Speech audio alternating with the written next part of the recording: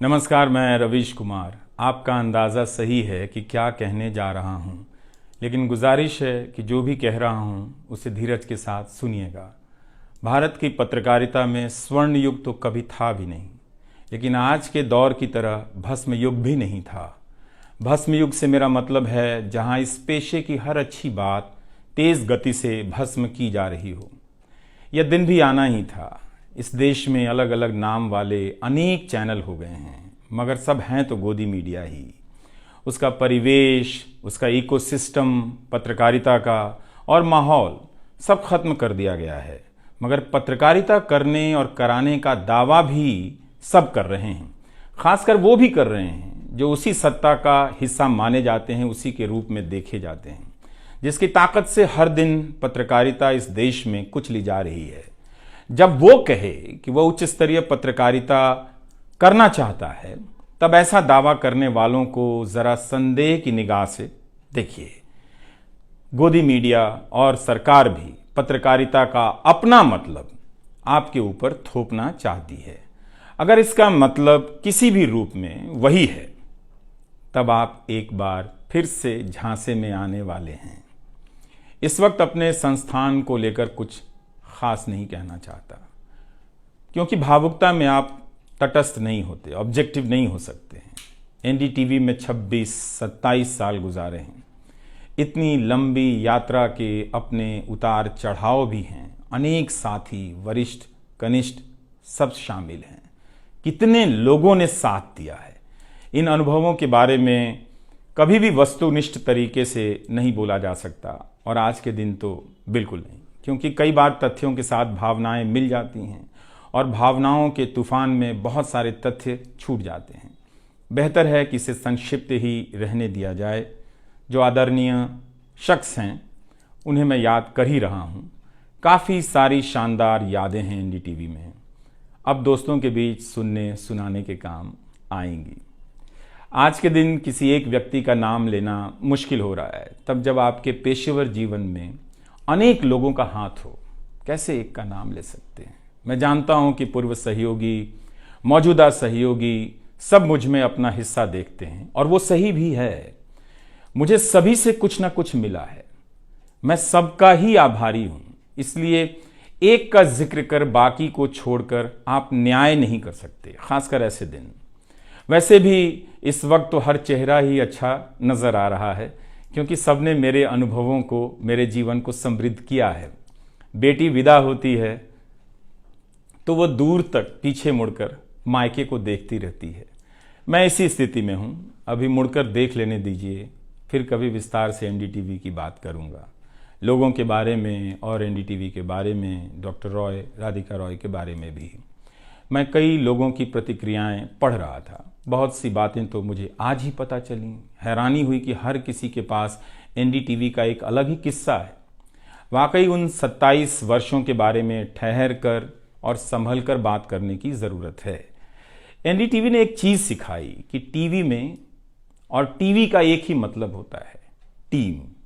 एंकरों के स्टार बनाए जाने के बाद यह धारणा टूट गई, मगर आज भी टीवी के बुनियाद में यही है कि जितनी अच्छी टीम होगी उतना अच्छा काम होगा। अभी इस बात को यहीं रहने देता हूं, कभी किसी और वक्त के लिए, तब जब आप भावुक ना हों, तब जब मैं भावुक ना हूं कि एनडीटीवी छूट रहा है।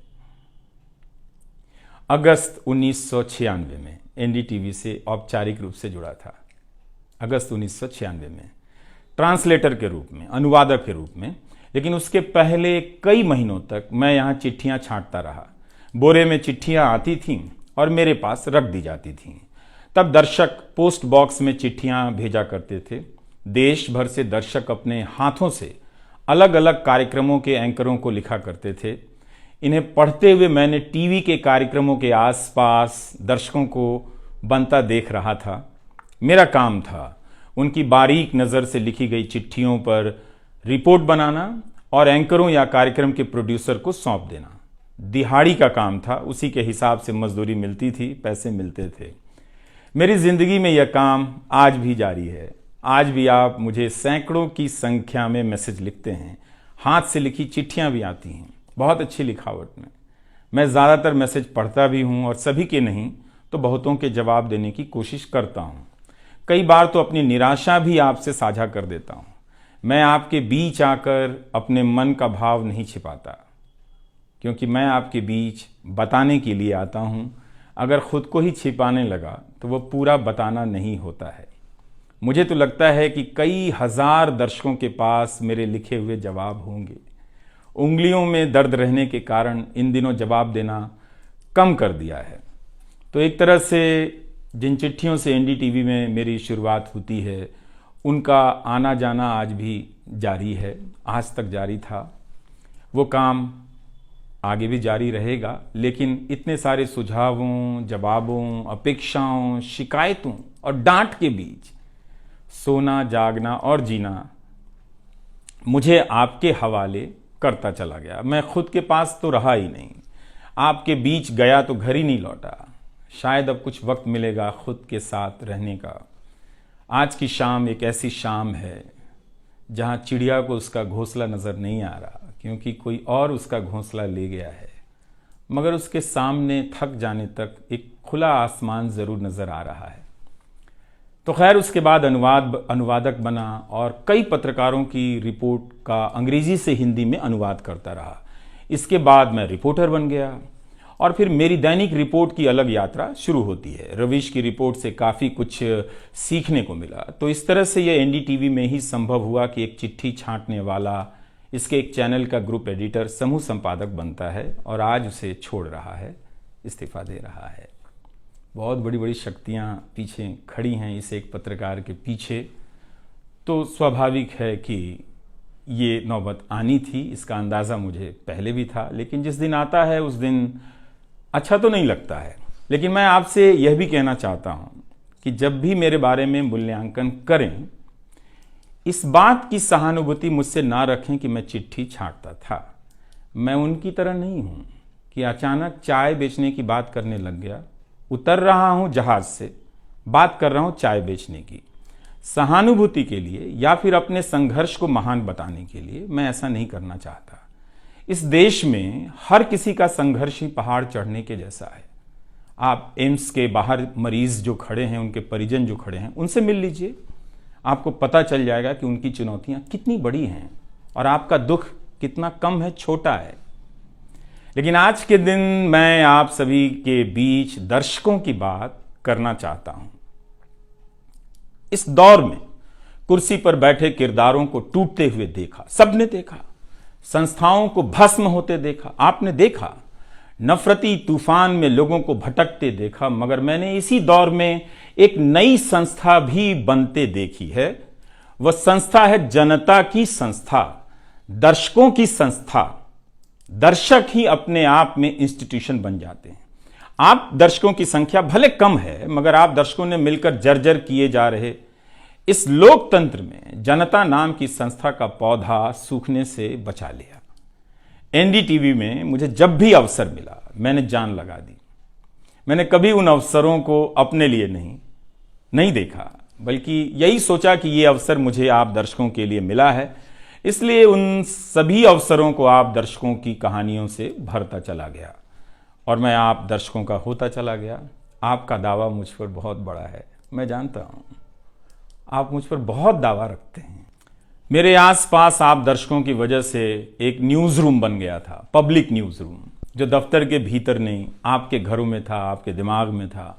दुनिया भर में फैले कितने दर्शकों ने आगे आकर मेरी मदद की है। आपने कभी मुझसे पैसे भी नहीं मांगे, कभी एहसान तक नहीं जताया। विदेशों में मेरे लिए वीडियो रिकॉर्ड किया, रिसर्च किया। मेरा हर कार्यक्रम किसी न किसी दर्शक के सहयोग का उदाहरण है। आप दर्शकों ने मेरी जानकारियों को दुरुस्त किया है, गलती की है तो डांटा भी है और काफी कुछ उसमें जोड़ भी दिया है। कई सारे एक्सपर्ट, कई सारे छात्र, कई सारे प्रवासी भारतीय, स्थानीय भारतीय दर्शक बनने के साथ साथ मेरा साथ दे रहे थे और पत्रकार भी बन रहे थे और इस पेशे के एक छोटे से द्वीप को बचा रहे थे। इस प्रक्रिया को बिखरते देखना, दर्शकों के बनने की प्रक्रिया को बिखरते देखना और फिर से बनते देखना बहुत सुखद अनुभव रहा। आप दर्शकों में से कईयों ने मेरे लिए अलग अलग भाषाओं से अनुवाद तक कर दिया। संसाधनों की हमेशा मेरे पास कमी रही, मगर आप सभी ने मिलकर पूरी कर दी, सिर्फ इसलिए कि प्राइम टाइम में जो भी जाए ठीक से जाए। वो मेरा नहीं, आपका प्राइम टाइम था। कभी खराब शो कर दिया तो आपने अपनी निराशा बताने में कोई संकोच नहीं की। आप वाकई लाजवाब हैं। दर्शक ही मेरे नियमित संपादक हैं, निरंतर संपादक हैं आप दर्शक मेरे। मैं अक्सर कहता हूं कि एक पेड़ में कई बारिशों का पानी होता है। आपके जैसे दर्शकों के होने में ही किसी रवीश कुमार का होना है। आप हर मौसम में बरसात बनकर आ जाते हैं, सूखते पेड़ों को हरा करने आ जाते हैं। आज आपकी बदौलत यूट्यूब पर, ट्विटर पर कितने ही पत्रकार खड़े हो गए। आप उन सभी के पीछे खड़े हैं। आज कई वेबसाइट हैं जिन्हें आप सब्सक्रिप्शन के बहाने आर्थिक मदद देते हैं। जब लोकतंत्र में एक भी संस्था नजर नहीं आ रही थी, अदालतें कमजोर नजर आ रही थी, आ रही हैं, आप दर्शक नजर आ रहे थे। आज के दौर में आप ही पत्रकारिता के सबसे बड़े संस्थान हैं। पत्रकारिता अब संस्थानों में नहीं बची है, आप जैसे दर्शकों के बीच बची हुई है, जिनकी मदद से आज पत्रकार सवाल पूछ रहे हैं। यही आपका इस वक्त में सबसे बड़ा योगदान है। हो सकता है कि कोई जनता की आवाज को पूरी तरह कुचल दे, उसकी आवाज पर धार्मिक नफरतों की आंधी धूल को भर दे, ढक दे, लोकतंत्र को मिटा दे, मगर आप दर्शकों का होना हौसला देता है कि लोकतंत्र भले खत्म हो जाए, मगर उसकी चाहत कभी खत्म नहीं होगी, क्योंकि आप जैसे दर्शक अपनी जवाबदेही को, जिम्मेदारियों को बहुत खूब समझते हैं। इस मुश्किल वक्त में आपने एक पत्रकार पर भरोसा किया, उसे कितना प्यार दिया। कई बुजुर्ग माओं ने मेरे बाल सहला दिए, गाल छू लिए, तो किसी ने मेरे गमले में गुलाब के फूल लगा दिए, किसी ने चने का सत्तू भेज दिया कि मेरी सेहत ना खराब हो, किसी ने शहद भेज दी, किसी ने धूप में खड़े देखा तो सर पर गमछा तान दिया और छाता खोल दिया, किसी ने जेब में कलम रख दी, महंगी कलम। आज के दिन मैं एनडीटीवी से ज्यादा आप दर्शकों को याद करना चाहता हूं। आपके बिना मैं कुछ नहीं कर पाता। मुझे आप दर्शकों पर नाज है। कई बार लगता है कि मैं संस्था का कम, आप दर्शकों का प्रतिनिधि ज्यादा हूं। मुझे काम करने की आजादी मिली संस्था में, निर्बाध आजादी, और उस आजादी को मैंने हमेशा संभाल कर रखा, क्योंकि आपकी तेज नजर मुझ पर थी। खुद को काफी संभाला कि कुछ गलती ना आ जाए, कुछ मुझसे चूक ना हो और मुझ में अहंकार ना आ जाए और बदले में आजादी चली जाए। मेरे आगे दुनिया बदलती रही, मगर टेस्ट मैच के खिलाड़ी की तरह पिच पर टिका रहा। पर अब किसी ने मैच ही खत्म कर दिया है, उसे T20 में बदल दिया है। जनता को चवन्नी समझने वाले जगत सेठ हर देश में हैं, इस देश में भी हैं। अगर वो दावा करें कि आप तक सही सूचनाएं पहुंचाना चाहते हैं, तो इसका मतलब है कि डॉलर अपनी जेब में रखकर आपकी जेब में चवन्नी डालना चाहते हैं। पत्रकार एक खबर लिख दे तो जगत सेठ मुकदमा कर देते हैं और फिर सत्संग में आकर प्रवचन भी देते हैं कि वे पत्रकारिता का भला चाहते हैं।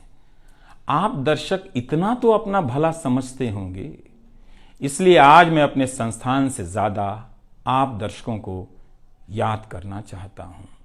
मुझे हमेशा लगता था कि हिंदी का पत्रकार छत क्यों नहीं छू पाता है। ऐसा क्यों है? हिंदी पत्रकारिता के कई श्रेष्ठ संपादकों, पत्रकारों के कार्यों पर निगाह रहती थी, उनकी गहराई हैरान करती थी। फिर भी लगता था कि उनकी बात जमाने तक ठीक से नहीं पहुंची, पेशे के भीतर उन्हें उनकी जगह नहीं दी गई। पत्रकारिता का मतलब अंग्रेजी का पत्रकार होना हो गया। इसके कुछ ठोस कारण भी हैं, उनमें विस्तार से जाने का समय नहीं है, लेकिन तब भी हिंदी के जुझारू पत्रकार आसमान क्यों नहीं छू सकते हैं, यह बात कचोटती रही। इन सब बातों ने मेरे व्यवहार में काफी बदलाव कर दिए। भाषा को संयमित किया, मर्यादित किया, ताकि हिंदी का प्रभाव कम ना हो। बहुत सजगता से अपना काम इस तरह से किया कि लोगों को, देश के किसी भी हिस्से के लोगों को मेरी हिंदी से प्यार हो जाए। मेरी मातृभाषा हिंदी नहीं है, भोजपुरी है। भोजपुरी गांव है मेरे लिए। हिंदी मेरे लिए भाषा का वो शहर है, पहला शहर, जहां मैं गांव से शहर आया था, लेकिन मुझे भारत के हर राज्य के दर्शकों से प्यार मिला है। हिंदी प्रदेशों की कुंठित राजनीति ने हिंदी को हथियार बना दिया। इससे हुआ कुछ नहीं, हिंदी को लेकर कुंठाएं ही बढ़ती चली गईं, किसी का भला नहीं हुआ। मैं उन सभी गैर हिंदी भाषी पत्रकारों, सामाजिक कार्यकर्ताओं, विद्वानों का शुक्रिया अदा करना चाहता हूं, जिन्होंने मेरी हिंदी को समृद्ध किया, जिन्होंने मेरे लिखे हुए का अपनी भाषा में अनुवाद किया और अपनी भाषा में लिखी हुई जानकारियों का मेरे लिए अनुवाद कर दिया मुफ्त में। कई बार लगता था कि अलग अलग डिब्बे जुड़ते जा रहे हैं और रेल बनती जा रही है। उर्दू, मलयालम, तमिल, कन्नड़ा, पंजाबी, गुजराती, मारवाड़ी, बंगाली, मराठी भाषा के पत्रकारों ने कितना कुछ जोड़ा है। यह बात कहीं हिंदी बनाम अंग्रेजी की तरफ ना मुड़ जाए, इसलिए कहना जरूरी है कि अंग्रेजी भाषा में लिखने वाले विद्वानों और पत्रकारों ने मेरी खुलकर मदद की है, मेरे साथ बराबरी का व्यवहार किया। जो नहीं कर सके, ऐसे हैं, उनका क्या हिसाब करना, उनका क्या रोना, मगर जो बराबरी के साथ पेश आते रहे, उनका आभार व्यक्त करना चाहिए। उन सभी ने अपना श्रेष्ठ मुझसे साझा किया, किताबें दी, अवसर बताए, मेरे लेख का अनुवाद तक कर दिया, ज्यादा लोगों तक पहुंचा दिया। मेरे जीवन में इतिहास के मेरे शिक्षकों का बहुत योगदान है। मेरे शिक्षक मेरी जान है। मैं चाहता हूं कि आप मेरे जरिए मेरे पीछे खड़े अनगिनत लोगों के बारे में जानें, उन्हें भी देखें।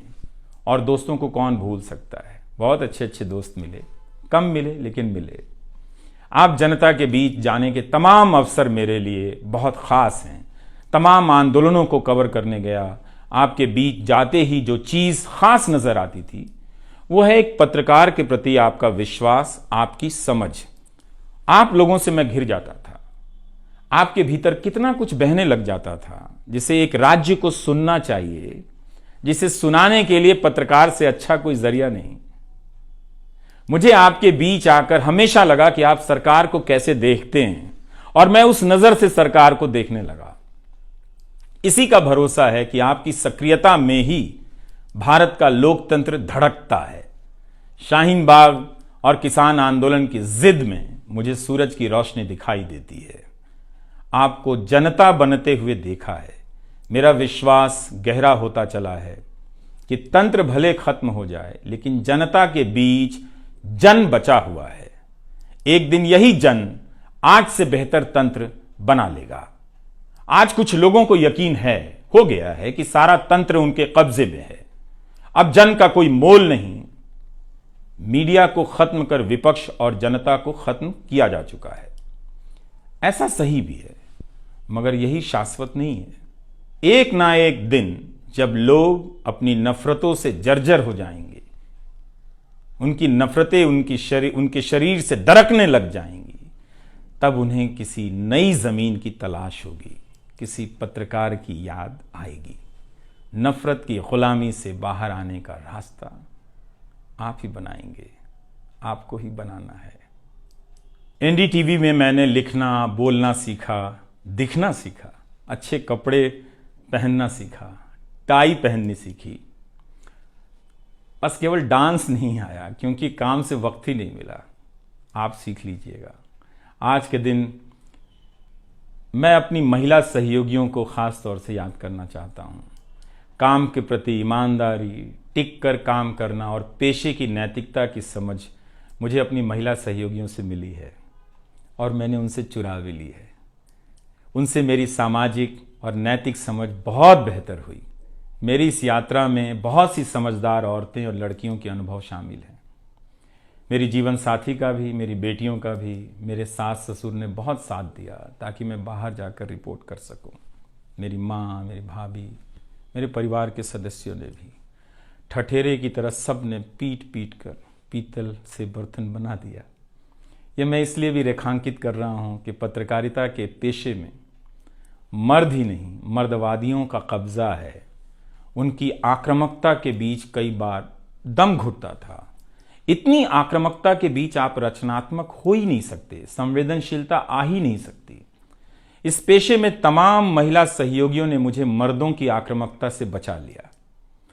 अगर आप इस पेशे में आ रहे हैं, विद्यार्थी हैं, तो हमेशा अपनी महिला सहयोगियों के साथ सलीके से पेश आइए, उनकी काबिलियत को स्वीकार कीजिए, तारीफ कीजिए। प्राइम टाइम के वक्त अक्सर कहा करता था, मुझे काम करने दो, 9 तो 9 बजे ही बजते हैं। सुबह उठते ही मेरे दिमाग में रात के 9 बजने लग जाते थे। मैं टाइप करने लग जाता था, रोज 5000, 6000, 7000 शब्दों की टाइपिंग। अब शायद 9 ना बजे, प्राइम टाइम ना हो। मुझे पता नहीं था, पता नहीं है कि अब 9 बजे क्या करूंगा। मुझे टीवी से बहुत प्यार है, इस माध्यम से दिल लग गया था, शायद इसी वजह से दिल टूट रहा है। वो लाल माइक याद आता रहेगा, अब वो लाल माइक नहीं होगा। मैं जानता हूं कि आप दर्शकों की आदतों में मैं शामिल हो गया हूं। आप काफ़ी तकलीफ में थे कि मेरा क्या होगा, मैं क्या करूंगा, मैं प्राइम टाइम क्यों नहीं कर रहा हूं। मुझे लगा कि चुपचाप किनारे हो जाना चाहिए। धीरे धीरे मेरे नहीं होने की आदत आपको डाल देनी चाहिए। इसलिए कई दिनों से प्राइम टाइम नहीं कर रहा था, ताकि आप मुझे कुछ भूल सकें। मगर आप हैं, मानते ही नहीं। हर रात 9 बजे के बाद मैसेज करने लग जाते हैं कि कहाँ हो, बीमार तो नहीं हो, सब ठीक तो है, एनडीटीवी में क्या चल रहा है, आप अच्छे हैं। तो भारत का मीडिया स्पेस बदल चुका है। उन हजारों युवाओं की सोचिए जो पढ़ाई पत्रकारिता की कर रहे हैं, लाखों रुपए लगा रहे हैं, मगर उन्हें काम दलाली का करना पड़ेगा, क्योंकि इसके लिए अब कोई सांस्थानिक जगह नहीं बची है। इसी के बीच जो आने वाले पत्रकार हैं, जो इस वक्त पत्रकार हैं, सभी को जूझना है। कोई घुट रहा है तो कोई इस पेशे को छोड़ रहा है। कई लोग कहते हैं कि नौकरी की मजबूरी के अलावा पत्रकार बनने की कोई दूसरी शर्त नजर नहीं आती, कोई उत्साह नहीं है। यहां तो जस्टिस तक कह रहे हैं कि जमानत देने पर जजों को टारगेट किए जाने का डर लगता है। जब जज को ही डर लगता है, तब फिर इस दौर में यह बोलना भी गुनाह है कि मुझे डर नहीं लगता है। एक डरा हुआ पत्रकार मरा हुआ नागरिक पैदा करता है। इसलिए बोला कीजिए कि हमें डर नहीं लगता है। आप उस देश के नागरिक हैं जिसने नंगे पांव ब्रिटिश साम्राज्य को घुटने पर झुका दिया। कोई कारण नहीं कि मैं आप पर भरोसा ना करूं कि एक दिन आप गोदी मीडिया की इस गुलामी से बाहर आएंगे। आप हमेशा इस गुलामी में नहीं रह सकते। इसकी गुलामी से आपको लड़ना ही पड़ेगा। यह सबकी लड़ाई है। इस लड़ाई के बिना आप दुनिया में सर उठाकर नहीं चल सकते। आपकी यही पहचान होगी कि आजाद देश के गोदी मीडिया के गुलाम हैं। इसके खतरे की गंभीरता को समझिए। कानून की आड़ में अब अधिकार कुचले जा रहे हैं, अभिव्यक्तियों को रौंदा जा रहा है, ताकि सारे अवैध काम वैध नजर आए। इस समय मेरे रास्ते निश्चित नहीं हैं, निश्चित हैं तो सिर्फ हौसला है। उसका भी क्या भरोसा, कभी आसमान में होता है, कभी पाताल में। एक YouTube चैनल बनाया है रवीश कुमार ऑफिशियल, और फेसबुक पेज भी है रवीश का पेज। इसे सब्सक्राइब कीजिएगा। अब मैं YouTube पर ही नज़र आऊँगा, एनडीटीवी इंडिया पर नहीं। किसी संस्था के साथ मर्यादाएं बहुत अलग होती हैं, फ्रीलांस और आज़ाद जीवन की अलग। लेकिन इस बार परिवार के साथ थोड़ा वक्त बिताना चाहता हूँ, जीना चाहता हूँ। मैंने इस्तीफ़ा दे दिया है। नमस्कार, मैं रवीश कुमार अब आपको उस चैनल पर सुनाई नहीं देगा। नमस्कार, मैं रवीश कुमार।